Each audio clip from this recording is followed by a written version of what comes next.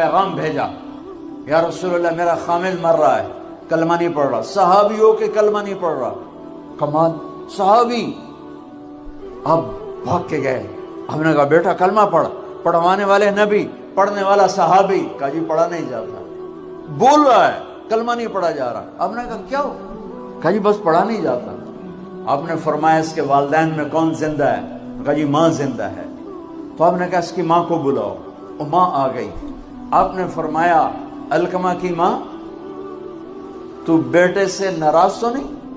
کہا جی میں ناراض ہوں۔ کہا تجھے کیا ناراضگی ہے؟ کہ یا رسول اللہ مجھے اس کے دین کا کوئی گلہ نہیں ہے، بہت نیک بچہ ہے، راتوں کو اٹھ کے تہجد پڑھتا ہے، نفلوں میں کھڑے ہو کے قرآن پڑھتا ہے، دن میں روزے رکھتا ہے، لیکن بس مجھ سے جب بولتا ہے میرا دل چیر کے رکھ دیتا ہے جب مجھ سے بات کرتا ہے، بس مجھے اس کا دکھ درد ہے، بدتمیز ہو کے بولتا ہے۔ آپ نے فرمایا معاف کرو گی؟ کہ جی نہیں چاہتا۔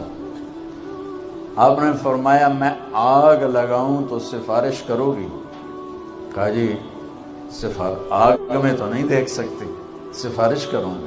آپ نے فرمایا اگر تو نے معاف نہ کیا تو یہ مرتے ہی اللہ کی آگ میں جلے گا، یہ سیدھا اللہ کی آگ میں جائے گا، سفارش کرتی ہو، معاف کرتی ہو؟ کہا جی میں اب معاف کرتی ہوں۔ آپ نے کہا بیٹا لا الہ الا اللہ کہے۔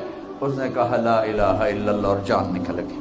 آپ نے اس کا جنازہ پڑھایا اور پھر اعلان کیا اس کی قبر پہ کھڑے ہو کر جس نے ماں باپ کو دکھ دیا اس پہ اللہ کی لعنت، اس پہ فرشتوں کی، اس پہ زمین آسمان کی لعنت، ان کی نہ نماز قبول ہے، نہ روزہ قبول ہے، نہ صدقہ قبول ہے۔ ایک صحابی کی بیگم نے پیغام بھیجا، یا رسول اللہ اس واقعے پر کیش ایک صحابی کی بیگم نے